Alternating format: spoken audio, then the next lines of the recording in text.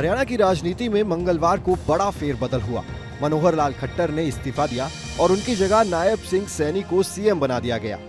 लोकसभा चुनाव से पहले इतना बड़ा फेरबदल राजनीतिक जानकारों को भी चौंका रहा है। नायब सिंह सैनी के बैकग्राउंड और राजनीतिक ग्राफ को देखें तो ये साफ है कि उनका चेहरा आगामी लोकसभा चुनाव में बीजेपी को बड़ा फायदा दिला सकता है। ओबीसी चेहरा होने के साथ साथ आरएसएस से जुड़ाव उन्हें बीजेपी के लिए परफेक्ट चॉइस बनाता है।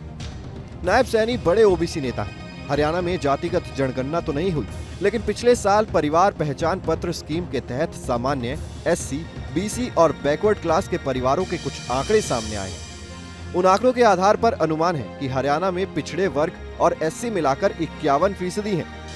हरियाणा में कुछ समय से ओबीसी समाज के संगठनों के पदाधिकारियों की ये मांग है कि समुदाय के लोगों को हरियाणा की 90 विधानसभा सीटों में से कम 25 मिले।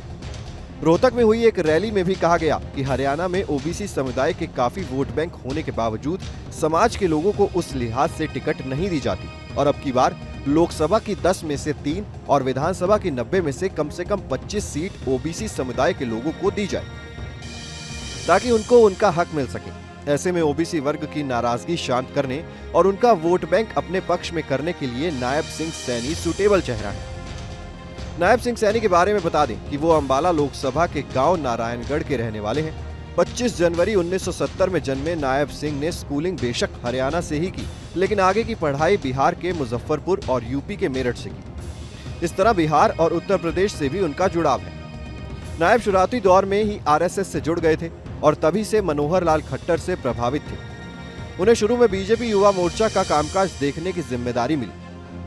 उसके बाद उन्होंने जिला अध्यक्ष के तौर पर काम किया और 2009 में बीजेपी किसान मोर्चा हरियाणा के प्रदेश महामंत्री बने। सक्रिय राजनीति में नायब 2010 में उतरे और नारायणगढ़ से चुनाव लड़ा, लेकिन जीत नहीं सके। इसके बाद 2014 में वो नारायणगढ़ सीट से विधायक बने और फिर 2016 में हरियाणा सरकार में राज्य मंत्री रहे। इनके पास खनन मंत्रालय का जिम्मा था। इसके 3 बरस बाद पार्टी ने 2019 में उनको कुरुक्षेत्र से सांसदी का चुनाव लड़ाया और उन्होंने शानदार जीत दर्ज की।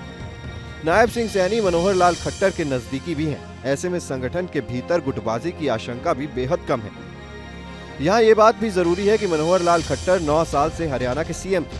अब लोकसभा चुनाव में ये सीएम बदलने वाला दाव कितना फायदा दिलाता है, ये तो समय ही बताएगा। फिलहाल इस वीडियो में इतना ही। इस खबर को लिखा है हमारे डेस्क के साथी अपूर्व श्रीवास्तव ने। बाकी खबरों के लिए देखते रहिए न्यूज़ नेशन डिजिटल।